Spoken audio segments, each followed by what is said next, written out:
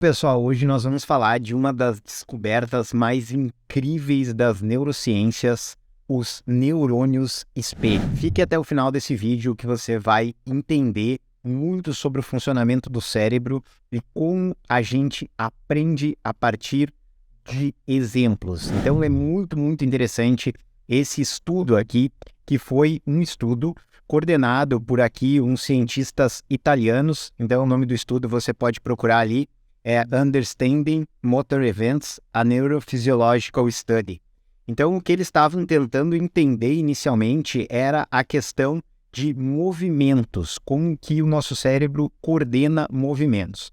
Então, a gente viu alguns vídeos atrás que nós temos uma parte do nosso cérebro que é a parte que traz informações de fora. Então, é a parte que acumula sensações que chegam do nosso tato, do nosso ouvido, enfim, é a parte relacionada a captar as informações. Nós temos uma outra parte que é aquela que produz o movimento. Então, quando a gente dá um choque, por exemplo, uma descarga elétrica nessa parte, a gente pode fazer que o corpo responda com movimentos, como contrair as mãos, músculos da face. A gente viu isso em mais detalhes no outro vídeo em que a gente viu a questão do homúnculo. Então, dá uma olhadinha lá naquele vídeo que vale a pena para entender melhor isso. E agora, eles estavam pesquisando uma outra área, que é o córtex pré-motor, que é uma área responsável pelo planejamento do movimento. Então, uma coisa é uma resposta instintiva, quando o cérebro recebe ali uma descarga elétrica e já responde com movimento. Uma outra é quando a gente pensa no movimento que a gente vai fazer. Então, quando você vai tomar uma água, o seu cérebro ele começa antes a projetar isso. Pensar, olha, tem que fazer assim, eu vou ter que fazer esse movimento, eu vou ter que subir aqui, enfim. Então, é essa região que eles estavam estudando, que é o córtex pré-motor aqui, que vocês veem numa luzinha aqui na cor azul, tá? E aí, o que acontece nessa região, né? Tem uma área específica dessa região, que é chamada F5, que é justamente a área do córtex pré-motor que esses cientistas italianos estavam tentando ali entender melhor como que ela funcionava. Os cientistas Galeazzi, Fogassi e outros aqui, eles depois ficaram muito conhecidos por conta desse experimento que eles descobriram de uma forma acidental. Eles não estavam tentando descobrir isso que acabou acontecendo. Então vocês veem ali, ó, a região, tá, que eles estavam tentando entender. É uma região do córtex pré-motor relacionada com o planejamento das nossas funções motoras, né? Essa região é chamada F5. Como que era o experimento? O experimento era feito com macacos e qual que era a ideia desse experimento aí nessa região F5? Eles davam para o macaco fazer uma determinada atividade e começavam ali, ó, como vocês estão vendo aqueles pontinhos, é como que eles estavam relacionando os descargas elétricas dentro do cérebro dos macacos. Então, vocês veem ali, o macaco fazia uma determinada tarefa e tinha um determinado padrão de descarga elétrica que eles catalogavam ali, como você pode ver ali em preto. E aí, o que aconteceu? Eles começaram a perceber que quando o assistente que estava ali, ele estava mostrando o movimento que o macaco deveria fazer, o macaco começou a ter a mesma descarga elétrica no cérebro de quando ele fazia aquela atividade. E aí eles começaram a ver que os neurônios, eles não eram estimulados unicamente quando a gente agia, né? No caso, quando os macacos faziam a ação, mas já existia uma descarga antes, uma descarga relacionada com a parte visual. Então, quando o macaco via o assistente do experimento ali fazendo o movimento que ele deveria fazer, ele já tinha o acionamento daquelas mesmas regiões, aquele mesmo padrão de descarga elétrica que ele tinha no momento em que ele realmente fazia a ação.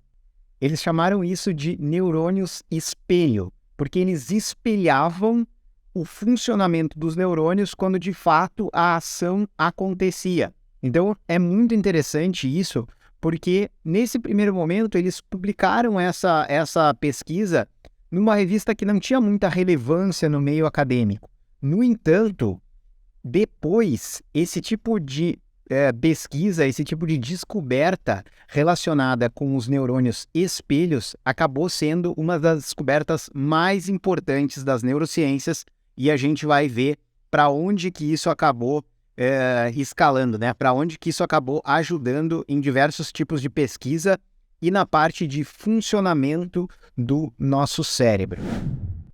Existe uma área na filosofia que é chamada teoria da mente. O que é a teoria da mente? A teoria da mente é quando a gente tenta pensar ou imaginar o que a outra pessoa está pensando, sentindo ou como que ela vai agir. Então, o nosso cérebro, o tempo todo, ele está fazendo esse tipo de projeção. Ele está tentando entender as pessoas ao nosso redor e ele está tentando se colocar dentro da mente daquela pessoa. É claro que a gente não consegue fazer isso com perfeição, mas o fato de a gente se relacionar com as pessoas vai trazendo para nós uma ideia de como elas sentem, como elas pensam, como elas agem, e dentro do nosso cérebro a gente tem ali esse funcionamento. E isso se dá por quê?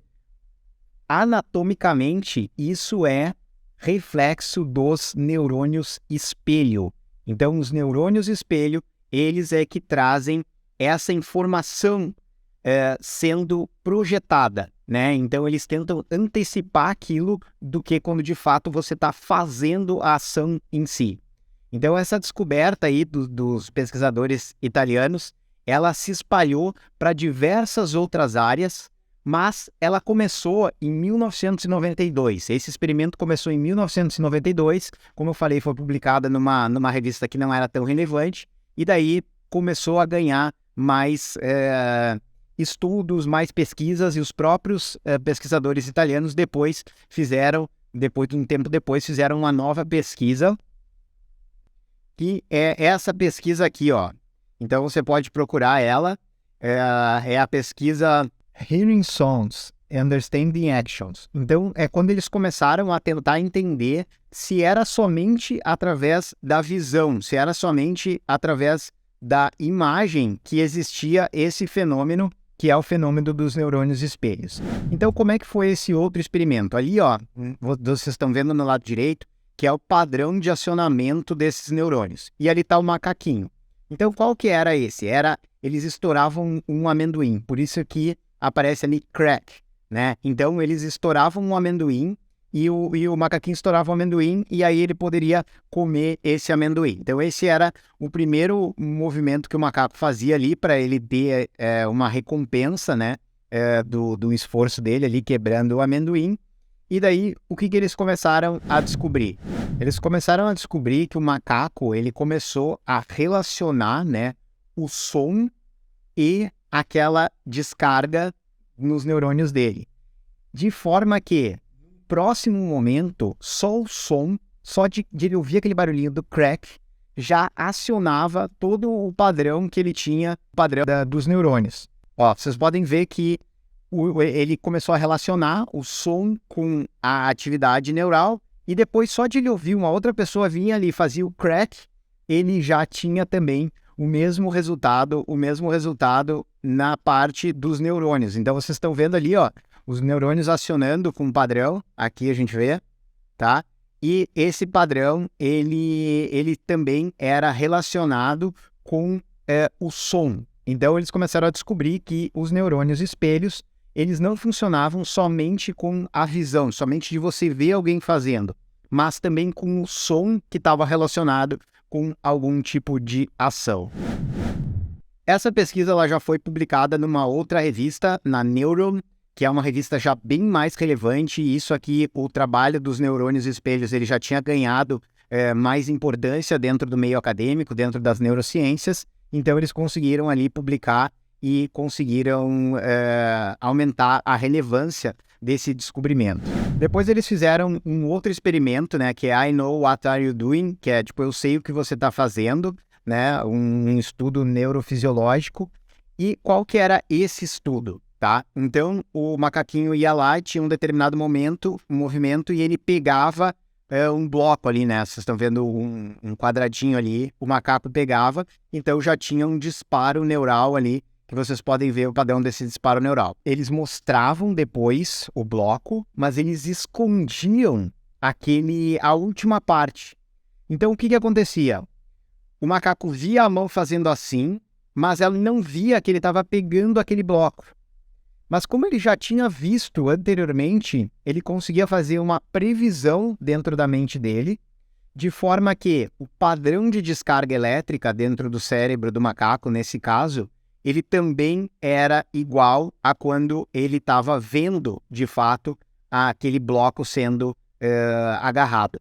Então, ele conseguia fazer uma projeção mental, de forma que dentro do cérebro dele, os neurônios eram acionados para que ele tivesse ali uma resposta de previsão do que estava acontecendo. Então, esse foi uma outra pesquisa feita com os neurônios espelhos e que mostrou mais uma vez que a nossa mente, ela consegue prever e ela aciona as mesmas regiões de quando a gente está, de fato, fazendo a ação, de quando a gente está, de fato, executando aquilo que faz um determinado disparo ali em elétrico. Então, esse foi um outro estudo desse mesmo grupo de italianos, que depois começou a ficar muito famoso dentro das neurociências, e aí começaram a ganhar espaço em revistas cada vez mais importantes. Então, pessoal, depois teve uma revisão de 30 anos desse experimento. Então, essa revisão de todas as pesquisas relacionadas com os neurônios espelhos, o que ela começou a mostrar? Aqui são diferentes áreas do cérebro, tá? Essas siglas aí vai desde córtex pré-motor, córtex pré-frontal, amígdala, aqui embaixo, aqui em cima da minha cabeça é a amígdala. Então, o que eles começaram a ver? Que esses neurônios espelhos, eles funcionavam dessa maneira de não necessariamente ter ação, mas disparar algo próximo nas mais variadas partes relacionadas aos movimentos motores. Então, tudo que é azul está relacionado a movimento, está relacionado a movimento do nosso corpo. E aquilo que é vermelho aqui, está tudo relacionado a questões de sensação, questões emocionais.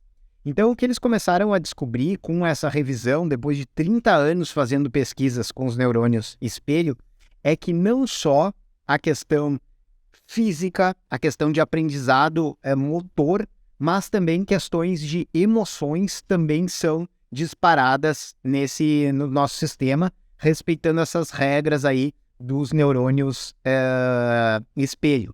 Então, assim como a gente vê alguém fazendo um determinado movimento, a gente cria dentro do nosso cérebro aquele movimento.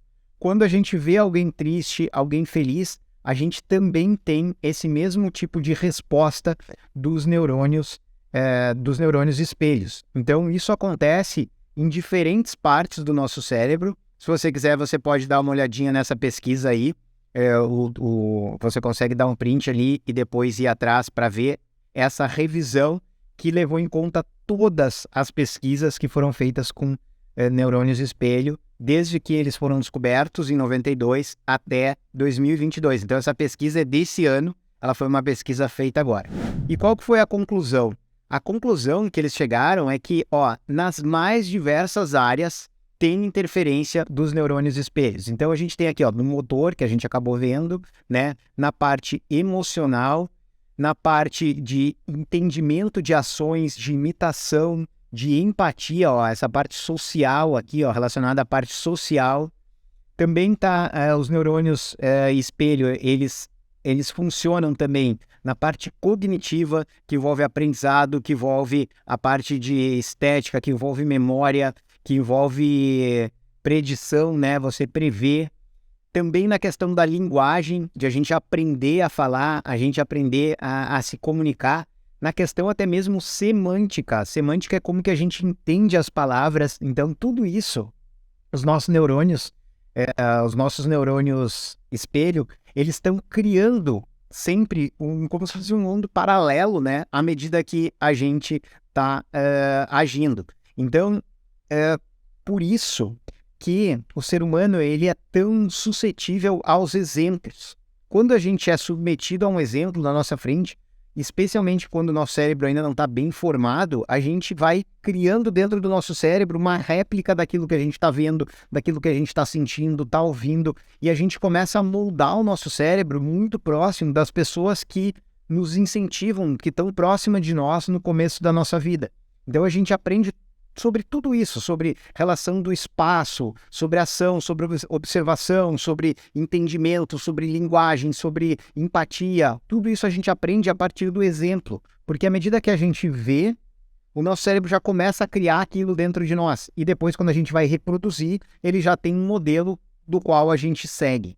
Então, essa foi a descoberta dos neurônios espelhos, uma das descobertas mais fantásticas que existem dentro das neurociências. Isso não é algo só da mente humana, isso é algo de todos os mamíferos têm esse tipo de resposta com relação ao funcionamento dos neurônios. Claro que o ser humano tem áreas, né, diferentes, como por exemplo a parte da semântica, que os outros animais não têm, mas isso não é exclusivamente nosso. O cérebro um pouco mais sofisticado, que é o cérebro dos mamíferos, ele já funciona usando sempre esse modelo dos neurônios espelhos. E você já sabia sobre isso?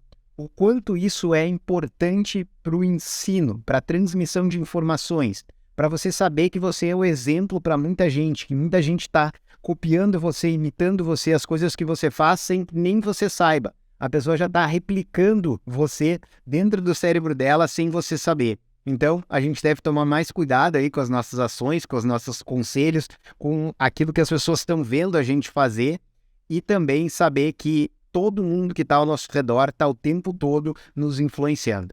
Espero que você tenha gostado e a gente continua aprendendo mais sobre o cérebro, sobre o comportamento e sobre a consciência no próximo vídeo.